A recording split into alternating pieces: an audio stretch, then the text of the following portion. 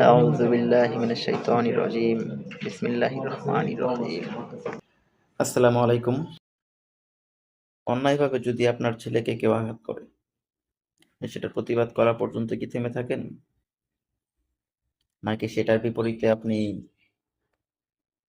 কি অ্যাকশন নেবেন সেই পরিকল্পনা করেন, সেই অনুযায়ী কাজ করেন এবং সেটা কিভাবে প্রতিহত করবেন সেই জন্য কাজ করেন? কেন করেন? রক্তের সম্পর্কের জন্য। কিন্তু আপনি কি জানেন না যে কালেমার সম্পর্ক এর থেকেও গভীর, এর থেকেও গুরুত্বপূর্ণ? তাহলে আমাদের গাজার মুসলিম ভাইয়ের জন্য আপনি কি করছেন? আপনার করণীয় কি? একবার কি এটা ভেবেছেন? একবার কি চিন্তা করেছেন যে তাদের জন্য আমাদের করণীয় কি? কুরআন তো আপনার পৃথিবীর শুরু থেকে কিয়ামত পর্যন্ত এবং কিয়ামতের পরে কি হবে সেটারও সমাধান দিয়েছে। পৃথিবীর প্রত্যেকটা সমস্যা, প্রত্যেকটা সময়ের সমাধান দিয়েছে কোরআন।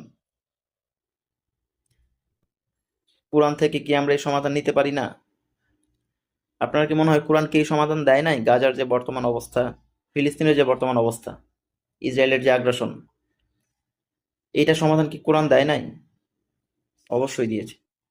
কিন্তু আমরা একটু খুঁজে দেখি না, আমরা একটু ভাবি না, কারণ আমাদের কাছে রক্তের সম্পর্ক, জাতীয়তাবাদের সম্পর্ক গুরুত্বপূর্ণ হয়ে উঠেছে। আমাদের যে কালেমার সম্পর্ক, আমাদের যে আদর্শিক সম্পর্ক, এইটা আমাদের কাছে আসলে শুধু মুখে মুখে, অন্তরে না। যদি এই সম্পর্ক অন্তরে হতো তাহলে আমরা অবশ্যই কোরআনের যে ডিরেকশন, যে নির্দেশনা এই বর্তমান পরিস্থিতি নিয়ে সেটা ফলো করতাম, সেই অনুযায়ী কাজ করতাম।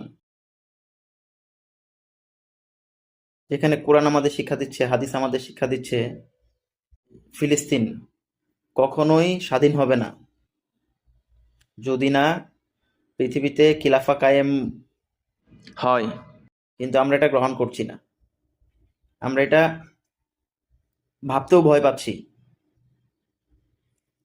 যে খিলাফা কায়েম হলে আমাদের উপর আবার ফিলিস্তিনের মতো, গাজার মতো আগ্রাসন আসবে। এটাই কি ইমান?